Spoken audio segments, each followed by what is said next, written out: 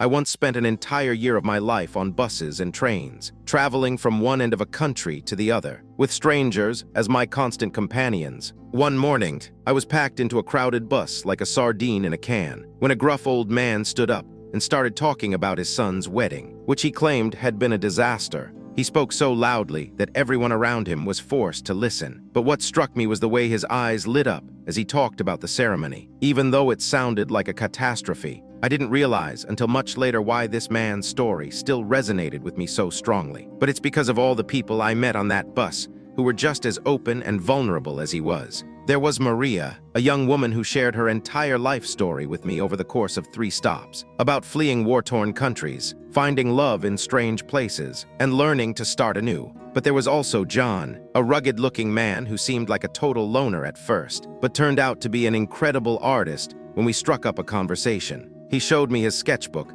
and told me about the inspiration behind each drawing. It was as if I'd stumbled into a hidden world of beauty and meaning. As the days went by, I found myself gravitating towards these kinds of chance encounters more and more. There was the elderly woman who offered to buy my lunch when she saw how little money I had, or the young couple who shared their music with me and sang along in perfect harmony. Each of them had a story to tell, and each of those stories left an indelible mark on my heart. But it wasn't all smooth sailing. There were times when I felt like I was getting too close to people, only to have them pull back and shut me out. Like the man who told me about his cancer diagnosis, but then refused to talk about it any further. Or the woman who shared her deepest fears with me, but quickly became defensive when I tried to offer words of comfort. It's funny, I used to think that my education had prepared me for all sorts of situations, but nothing could have prepared me for the kindness and generosity of strangers on public transportation. They taught me that even in the most mundane places, there is always a chance encounter waiting to happen, an opportunity to connect with someone who might change your life forever.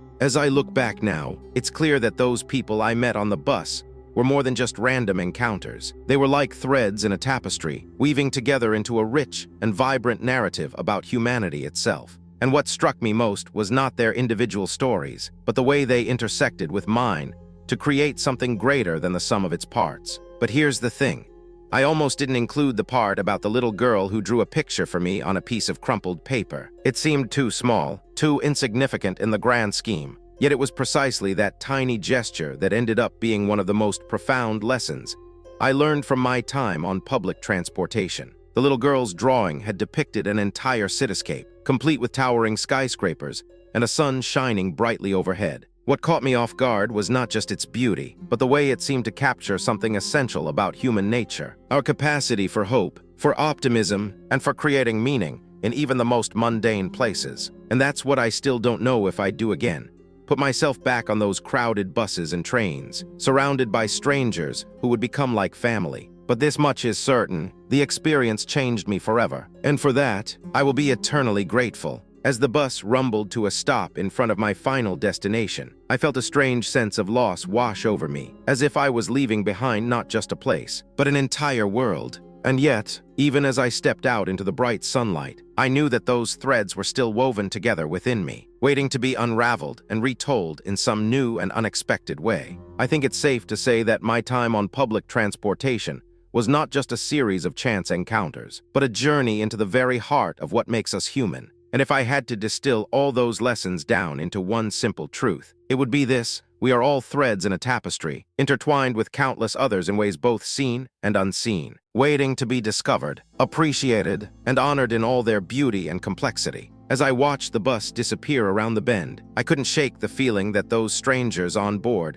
had left an indelible mark on me. The young woman with the bright smile, who'd shared her stories of migration, the quiet man with the kind eyes, who'd nodded in understanding when I spoke about my struggles. Their faces swirled together in my mind like wisps of smoke, refusing to coalesce into a clear image. I stood there for a moment, savoring the memory of our brief connection. Then, without thinking, I turned and followed the crowd onto the sidewalk, merging with them as seamlessly as one thread blends into another. And it was on that same sidewalk, a few blocks later, that I stumbled upon an elderly man sitting on a bench, his eyes fixed intently on a small notebook in his lap. At first glance, he seemed like any other stranger, but something about the way he held that notebook drew me in. He noticed my gaze and looked up, catching my eye with a faint smile of recognition. We struck up a conversation, exchanging stories about our lives, our families, our hopes and fears. It was then that I learned about his late wife, a poet who'd left behind a collection of unpublished manuscripts. The very notebook he held now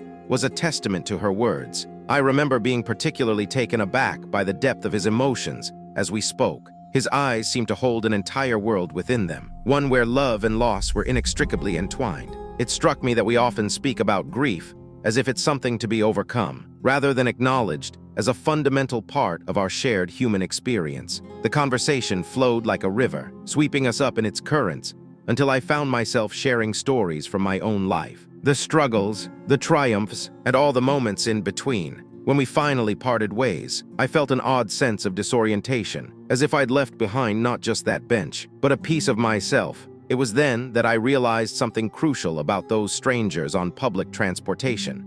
They were not just random connections, but rather threads waiting to be pulled, unraveling the very fabric of our collective humanity. And it's in those moments, brief, fleeting, and seemingly insignificant as they may be, that we find the most profound truths about ourselves and each other. As I continued on my commute, I found myself seeking out these strangers more and more, craving the sparks of connection that flew between us like fireflies in the night. I'd take a seat next to a woman with a kind face and ask about her scarf, only to discover she was a textile artist from Afghanistan, or strike up a conversation with a young man who looked lost and learn he was traveling alone for the first time since his parents had passed away. With each new connection, I felt the boundaries between us dissolving, like the edges of a worn photograph slowly revealing their secrets. And though we'd never meet again, those encounters would stay with me long after the train pulled into my station, a reminder that even in the most mundane moments, humanity is waiting to be discovered. As I rode the bus home from work one evening, I struck up a conversation with a soft-spoken man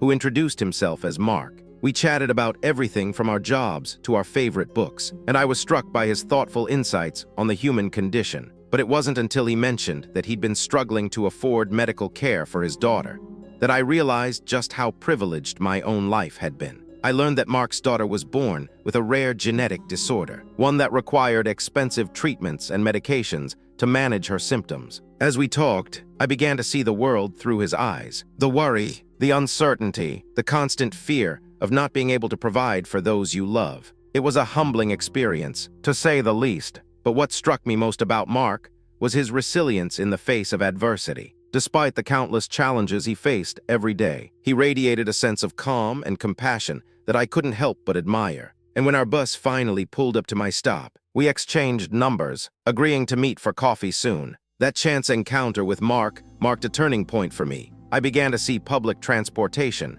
not just as a means to get from one place to another, but as an opportunity to connect with the people around me. And it was on those buses and trains that I met some of the most remarkable individuals. People like Maria, who'd fled war-torn Somalia only to find herself struggling to make ends meet in our city.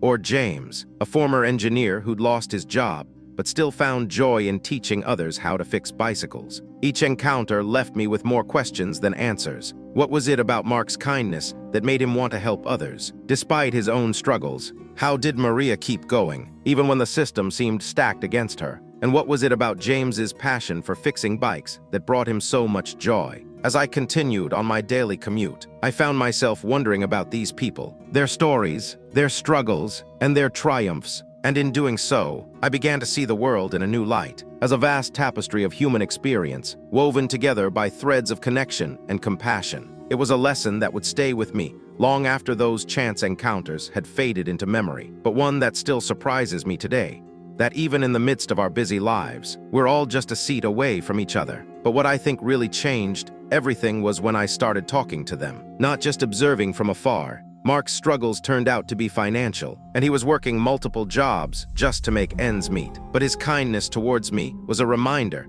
that we're all doing the best we can with what we've got. Maria's story was one of resilience, and how she'd lost her job due to circumstances beyond her control, but had found new purpose in helping others. And James, well, he just lit up when talking about fixing bikes, his eyes sparkling with a joy that was infectious. It made me realize that these strangers weren't just faceless names on a bus. They were complex individuals with their own stories and motivations.